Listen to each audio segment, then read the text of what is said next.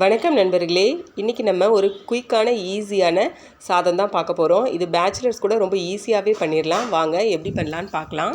First வந்து கடாயில் எண்ணெய் விட்டுக்கோங்க. எண்ணெய் காஞ்சதுக்கப்புறம் கடவுளுந்து பருப்பு, ஜீரகம் போட்டுக்கோங்க. வேர்க்கடலை நான் வந்து வேர்க்கடலை சேர்த்துருக்கேன். உங்கள்கிட்ட வந்து முந்திரி இருந்தால் முந்திரி கூட சேர்த்துக்கலாம், டேஸ்ட் நல்லாயிருக்கும். அடுத்து வந்து நான் ஒரு வெங்காயத்தை வந்து சின்னதாக கட் பண்ணி அதையும் சேர்த்துருக்கேன். ஒரு பச்சை மிளகா சேர்த்துருக்கேன். சேர்த்து நல்லா வந்து வதக்கி விட்டுருங்க. வெங்காயம் வந்து நல்லா வதங்கணும். வெங்காயம் நல்லா வதங்கினதுக்கப்புறம் கொஞ்சமாக சால்ட் போட்டுக்கிறேன். அதுக்கடுத்து வந்து கரம் மசாலா லைட்டாக ஃப்ளேவருக்காக தான் சேர்த்துருக்கேன். இதை நீங்கள் வேணான்னா ஸ்கிப் கூட பண்ணிடலாம். நான் வந்து ஏற்கனவே சாதத்துலேயும் வந்து சால்ட் சேர்த்துருக்கேன், அதனால் இதில் லைட்டாக சால்ட் சேர்த்துக்கிறேன். அடுத்து வந்து துருவின தேங்காய் இதில் சேர்த்து ஒரு செகண்ட் வந்து கலந்து விடுங்க போதும். ஒரு 2 செகண்ட் இப்படி கலந்து விட்டுட்டு அப்படியே நம்ம சாதம் இருக்கு இல்லையா, வெள்ளை சாதம், அதை வந்து இதோடு சேர்த்து நல்லா கலந்து விட்டுருங்க.